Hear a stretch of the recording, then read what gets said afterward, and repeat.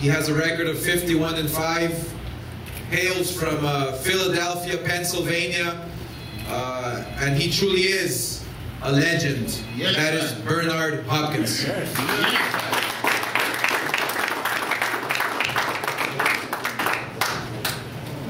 Thank you. Thanks for everybody coming out. Good to be in New York again. It ain't as cold as Canada, but you know, you got a lot of scarves, like hats and all that stuff, so that was good.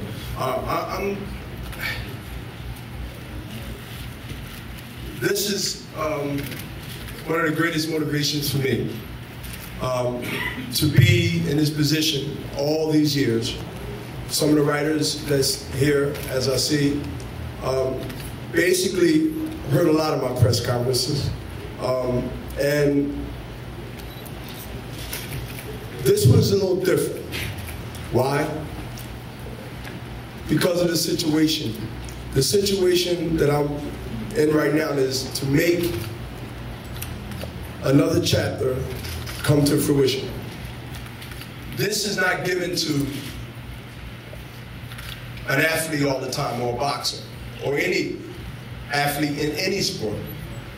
When we talk about good in today's world, in 2010, good is considered second. Second ain't bad, but it ain't first.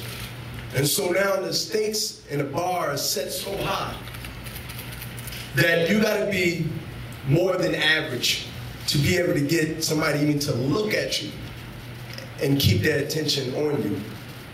And so, as I sit home and watch the fight, because I am a fight fan first, and boxing has been, as many people know here, my life for 23 years as a pro, since I was 9 when I got introduced by my uncles. But as I sit home watching the fight,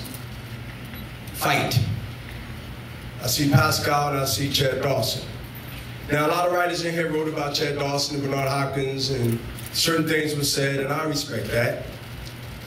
But I knew in my heart that he wasn't the best guy in the light heavyweight division. Obviously, I thought it's me. I believe that the Joe Galzaki fight was my fight, and I should have won, but it is what it is. So really, I'm only getting back, or taking back, what I believe is just mine anyway. And then I went a little further in my thinking. And I said to myself, well, I guess this got exposed and whatever. But I'm in my rocking chair, minding my business. And this man calls my name out and said, Bernard Hopkins, who I want to fight, the legend. I rocked a little faster. I grabbed my cane before I grabbed my teeth, and I just put them in, and I said, wait a minute. Now, of course, LA time is 3 hours back, and I'm later in the hours over the East Coast, so again, not conscious of the time per se, but I said, wait a minute, I'm calling Richard, I'm calling Oscar, I'm calling somebody. Now I had to find anybody's number. So I called Nazim. And he's, but I knew he was calling me, I was waiting. So I said, Nazim, did you hear that? He said, yeah, but you know, man, they gotta say, you know, they say one thing, man, and the promoters get behind the closed doors, and the promoters, and there's some networks, I don't know, those 3 letters, I don't know, they get to saying, don't fight him, and leave him alone, and go do this, he's dangerous, if you beat him, you beat an old man, if you don't, then you're embarrassed, you know. So it might not happen. And that's possible. I've been in the game long enough. Fighter says one thing, but he's led to do another. You can't say this about this man here. Because not only did he say it, but he made it come to fruition. We made it come into fruition. That's the respect I got for him as a person. As a guy that really wants true greatness. He really wants what I am, what I had, and then what I'm about. Can't take that away from him. That tells me as a fighter, I think totally different than anybody in this room, believe me. Now, that's a dangerous guy that thinks that way, because I know how I think, and I know how I was when I was in my 20s. Yeah, we are different in many ways. And so I seen one side and I seen the other side of that mentality. He believes he can beat me or he wouldn't be here. I'm not coming here in my states in New York to act any way different than I did in his place. Whether it was Quebec, whether it's Montreal, whether it's Toronto, I respect him, but I'm gonna beat him up. That's the game we in, y'all. I mean, you know, we can wrestle. Y'all, I mean, every reporter has seen fighters we run and we throw stuff, and I've been a part of a lot of shenanigans. So if I'm talking a little nice, don't get it twisted. Okay, the executioner is home, but I'm representing him. And I'm telling you what's going to happen. First, we're going to clear up any notion about April 3rd, because a win to certain people is not that with me. I'm different. They got me in a different eye. Even though they say I'm 40, I'm this, I'm that, but the bottom line is I'm not the average 40.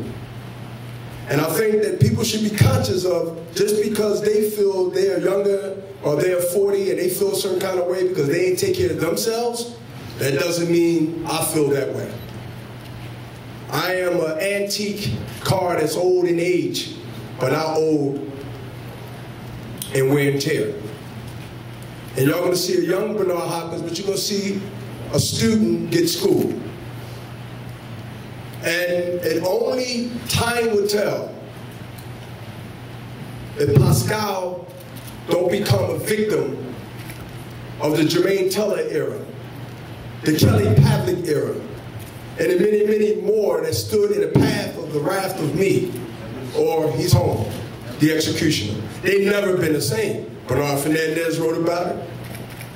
Tom Hauser wrote about it. And many other people wrote about the faith or the fate of those who come. He's young. If age defines whether you say I win or lose, you're a fool. Because age, if you're younger, you're younger. It doesn't mean you're smarter. It doesn't mean you're craftier. That means that you're a young driver, but you're high risk. And you're more accident prone than me, if you talk to an insurance company. But I will take those titles December 18th. Okay? And I will be a man like he was a man, and we will do the rematch. We will do it because it's good for boxing, it's good for the fans, it's good for history. And I'll make history again. If he makes one mistake, he makes one mistake, one, not two, he won't get a chance to, but he made one mistake, it's over. It's over. And only time will tell, because I can't tell. I don't want to take nobody's career per se. That's we in, as Tyson said, the hurt business. Well, we in the career business of you might not be the same after this. See, I am who I am. I'm 45. People ain't looking for me to be the same no matter what. But you, there's no guarantee. There's no guarantee that he will be the same guy that he was prior to going in that ring December 18th. There's my job to do that. And you know what, y'all? I will not disappoint not only this country, but myself and my family, and I would never, I work too hard in the ring and out of the ring to disrespect and to embarrass my legacy. I don't come in the ring for a payday. I stay in shape. That's never been a dispute with Bernard Hopkins or any critic of mine. I'm gonna show y'all what the old new school can do. And I am that movement, as my partner Oscar De La Hoya said. I am that movement. Okay? I am that movement. That if you do the right things, you can be a Bernard Hopkins in your own world, in your own way. And as I said many times at other press conferences. I'm gonna close with this. If anybody understands life and time somehow finds its way back to you, Najee, it's called full circle. As Ken Hurst said, Bernard fought on Showtime many times. My first title, Segundo Mercado, 1994, rematch in 1995. My first title was won on Showtime. The birth of Bernard Hopkins' reigns as a middleweight champion, Hall of Famer, started on Showtime that year. And from that year, my first world title. How ironic. You think it's luck? No, it's a law. Then it goes 18, 17, 18, 19, 20 years later, here I am, full circle. Showtime. Another title. 3 of them. And the most important one is the ring belt. Why is the ring belt so important? It's considered by most and all writers that once you have that ring belt, you are the undisputed champion of the world. There's no dispute when you're that, when you have that title. And so I'll close with this. The most important thing, there's no sanction fees. The ring belt is given to you without you getting punished. No, without you getting punished financially for having it. So you get 2 historic moments. Thanks, Oscar, for giving me that. No sanction fees. Oh, my daughter, 11 years old, she's going to spend it anyway, so I probably be better paying the sanction fees there. But at the end of the day, I'm glad that you're out for the fight. I'm glad that y'all are excited for the fight. A lot of media is here. Again, they respect us. I respect him. But it is what it's going to be.